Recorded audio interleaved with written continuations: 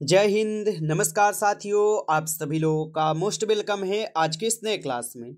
साथियों, आज के इस क्लास में हम सभी लोग जो है पढ़ने वाले हैं बीएसएससी कार्यालय परिचारी भर्ती 2025 के एग्जाम के लिए मोस्ट इम्पॉर्टेंट प्रीवियस ईयर के क्वेश्चन को, जो कि साथियों आपके बीएसएससी कार्यालय परिचारी भर्ती 2025 के एग्जाम के लिए काफ़ी इम्पोर्टेंट है।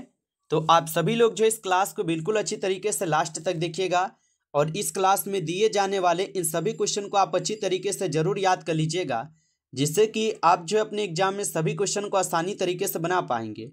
तो चलिए साथियों, क्लास को स्टार्ट करते हैं। उनसे पहले यदि आप इस चैनल पे पहली बार जुड़ रहे हैं तो साथियों आप जो इस चैनल को सब्सक्राइब कर लीजिए और सब्सक्राइब करके आप जो है ऑल नोटिफिकेशन को भी ऑल पे दबा लीजिए, जिससे कि जब भी कोई नई क्लास हो सबसे पहले क्लास का नोटिफिकेशन आपके पास पहुंच सके। तो आप इस चैनल को साथियों सब्सक्राइब कर लीजिए, साथ ही साथ आप जो इस क्लास को भी लाइक जरूर कर लीजिएगा। तो चलिए क्लास को स्टार्ट करते हैं और देखिएगा साथियों क्वेश्चन क्या दिया गया है। साथियों क्वेश्चन दिया गया है कि जम्मू और कश्मीर की आधिकारिक भाषा जो है कौन सी नहीं है। चलिए साथियों बताएंगे। ये सभी क्वेश्चन साथियों आपको बिल्कुल इंपॉर्टेंट और सिलेक्टेड क्वेश्चन करवाए जाएंगे, जिससे कि आपके पेपर में साथियों 100% ये सभी क्वेश्चन आपको देखने को मिलेंगे। आप अच्छे से इन प्रश्नों को याद कर लीजिएगा और बताएंगे साथियों कि जम्मू और कश्मीर की जो आधिकारिक भाषा ये यहाँ पर कौन सी नहीं है। तो यहाँ पे इस क्वेश्चन का आप सही जवाब जो है साथियों ऑप्शन आप सभी लोग जो है डी कीजिएगा, पंजाबी। ऑप्शन आप यहाँ पे डी लगा रहे हैं तो सही जवाब है पंजाबी नहीं है। नेक्स्ट क्वेश्चन देखिएगा, आप लोग का क्वेश्चन है कि जापान की संसद को क्या कहा जाता है। चलिए साथियों बताएंगे आप सभी लोग कि जापान की संसद को क्या कहा जाता है। तो याद रखेंगे साथियों, जापान के संसद को जो है यहाँ पे डाइट कहते हैं। ऑप्शन है आप लोग का बी सही जवाब है साथियों, डाइट कहते हैं, याद रखेंगे। चलिए अगला प्रश्न देखिएगा, क्वेश्चन है आपका रियाल किस देश की मुद्रा है। चलिए बताएंगे साथियों, रियाल जो ये किस देश की मुद्रा हो जाएंगे, आप सभी लोग जो है आंसर लगाएंगे। तो रियाल जो है ये किस देश की मुद्रा है, तो ये सऊदी अरब की मुद्रा है। ऑप्शन सी करेंगे सही जवाब साथियों, सऊदी अरब हो जाएंगे। नेक्स्ट क्वेश्चन आप देखिएगा, क्वेश्चन है आपका भारतीय ध्वज में पहिए का रंग जो है ना क्या है। तो भारतीय ध्वज में पहिए यानी कि अशोक चक्र का जो रंग है ये क्या है साथियों। तो याद रखेंगे आप सभी लोग, यहाँ पे इस क्वेश्चन का सही जवाब ऑप्शन है नीला होगा। ऑप्शन ए सही जवाब है, नीला है, याद रखेंगे। नेक्स्ट क्वेश्चन आप लोग का आता है कि वंदे मातरम का अंग्रेजी में अनुवाद जो है साथियों किसने किया था। ये सभी क्वेश्चन साथियों काफ़ी इंपॉर्टेंट और सिलेक्टेड क्वेश्चन है और काफ़ी इंपॉर्टेंट और वीवीआई क्वेश्चन है। आपके पेपर में साथियों 100% ये सभी क्वेश्चन आएंगे, आप अच्छे से इनको याद कर लीजिएगा। और बताइए साथियों कि वंदे मातरम का अंग्रेजी में अनुवाद किसने किया था। तो याद रखिएगा अरविंद घोष हो जाएंगे और यहाँ पर ऑप्शन सी आप लोगों का सही जवाब है, अरविंदो घोष होगा। नेक्स्ट क्वेश्चन देखेंगे, क्वेश्चन है कि चैत्र माह सामान्यतः किस दिन पड़ता है। बताइए साथियों कि चैत्र माह सामान्यतः किस दिन पड़ता है। तो याद रखिएगा 22 मार्च को। ऑप्शन यहाँ पर आप लोग का डी सही जवाब है, 22 मार्च को पड़ता है। नेक्स्ट क्वेश्चन आपका आता है और क्वेश्चन क्या है कि सत्य में जयते किस ग्रंथ से लिया गया है। चलिए साथियों बताएंगे कि सत्य में जयते जो ये किस ग्रंथ से लिया गया है। तो सत्य में जयते जो ये मुंडक उपनिषद से लिए गए हैं। तो यहाँ पर आप लोग का बी सही जवाब है, मुंडक उपनिषद। नेक्स्ट क्वेश्चन आपका आता है कि तमिलनाडु में पाए जाने वाला मुख्य जनजाति जो है ना कौन सा है। तो तमिलनाडु में पाए जाने वाला मुख्य जनजाति कौन सी है साथियों। तो याद रखिएगा यहाँ पे इस क्वेश्चन का आपका सही जवाब इरूला होगा। ऑप्शन ए सही जवाब है, इरूला हो जाएंगे, याद रखिएगा। नेक्स्ट क्वेश्चन आपका आता है कि जवारा जनजाति किस स्थान में जो है पाई जाती है। तो जरावा जनजाति किस स्थान में पाई जाती है। तो याद रखेंगे अंडमान में। ऑप्शन यहाँ पर आप लोग का डी सही जवाब है साथियों, अंडमान में होगा।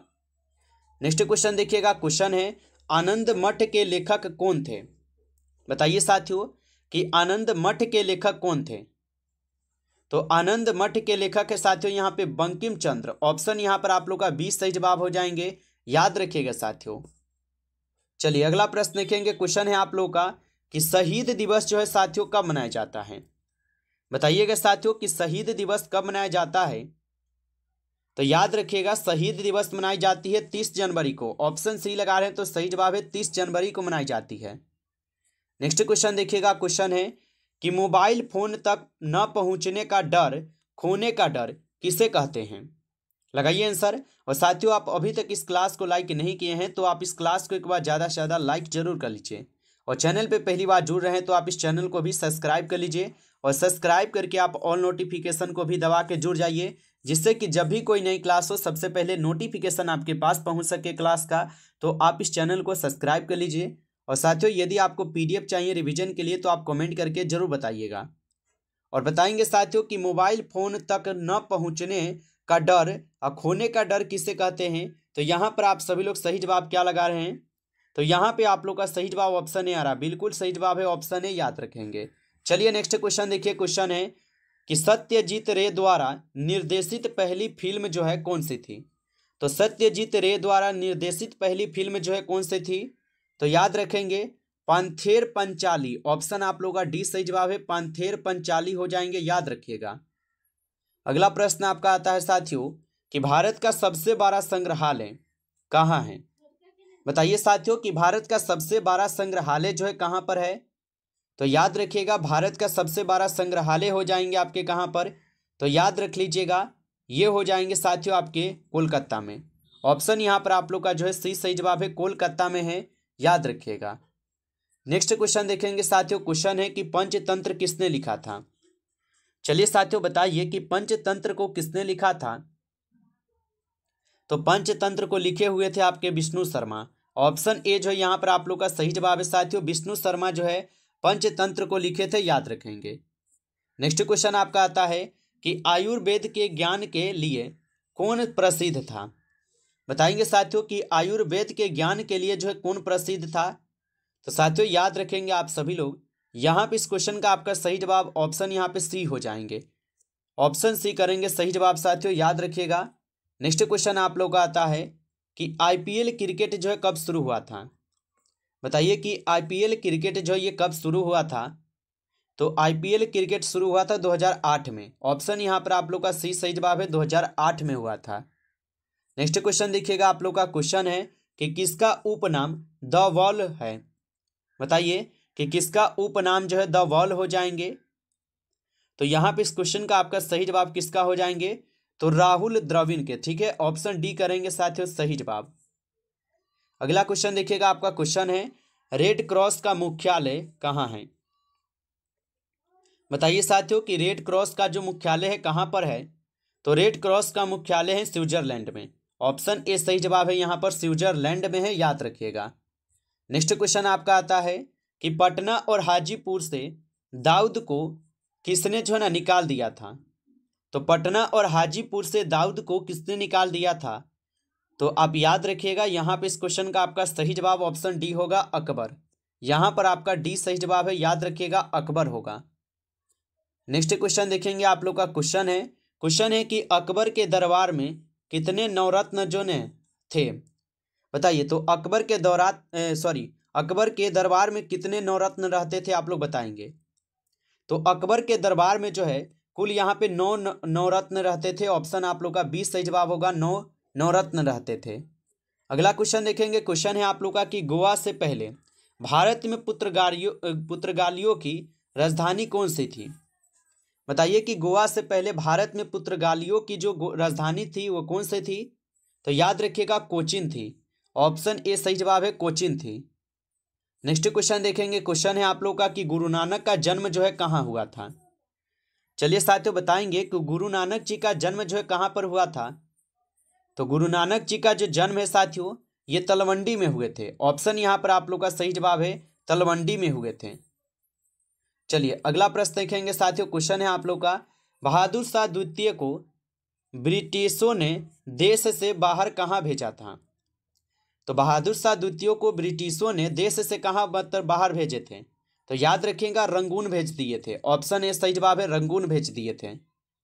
नेक्स्ट क्वेश्चन देखेंगे, क्वेश्चन है अभिज्ञान शकुंतलम का पहला अंग्रेजी अनुवाद किसने किया था? तो अभिज्ञान शकुंतलम का जो पहला अंग्रेजी अनुवाद था किसने किया था साथियों?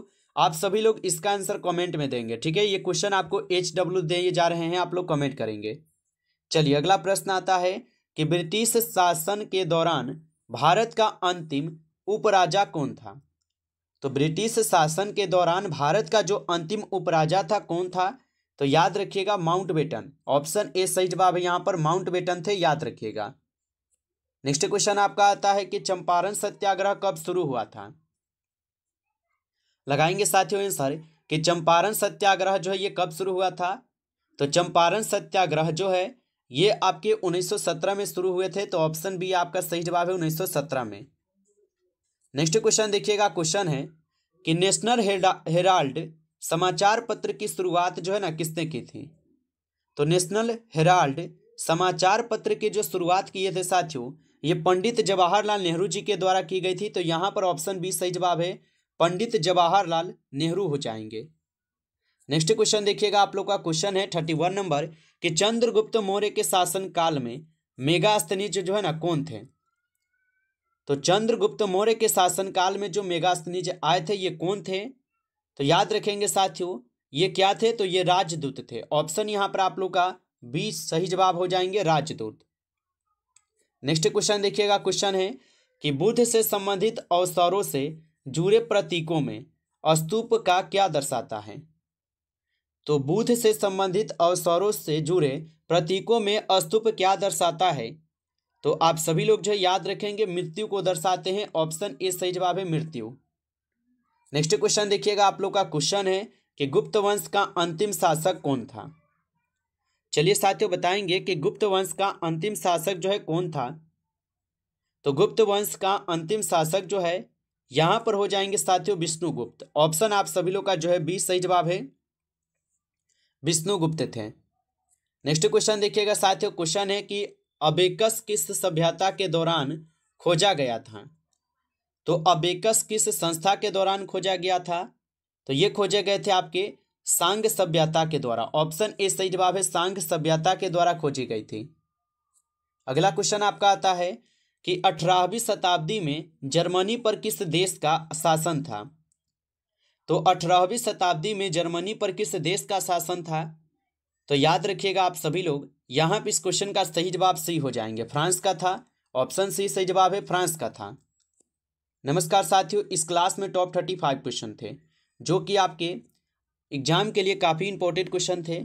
साथियों यदि आपको ये क्लास अच्छा लगा हो तो आप जो इस क्लास को लाइक जरूर कर लीजिए और चैनल पे पहली बार जुड़ रहे हैं तो आप इस चैनल को भी सब्सक्राइब कर लीजिए। सब्सक्राइब करके आप ऑल नोटिफिकेशन को भी ऑल पे दबा लीजिए, जिससे कि जब भी कोई नई क्लास हो सबसे पहले क्लास का नोटिफिकेशन आपके पास पहुँच सके। तो आप इस चैनल को सब्सक्राइब कर लीजिए। और साथियों यदि आपको PDF चाहिए रिवीजन के लिए तो आप कमेंट करके जरूर बताइएगा। चलिए फिर मिलते हैं आपसे एक नेक्स्ट टॉपिक के साथ नेक्स्ट क्लास में। तब तक के लिए जय हिंद, जय भारत।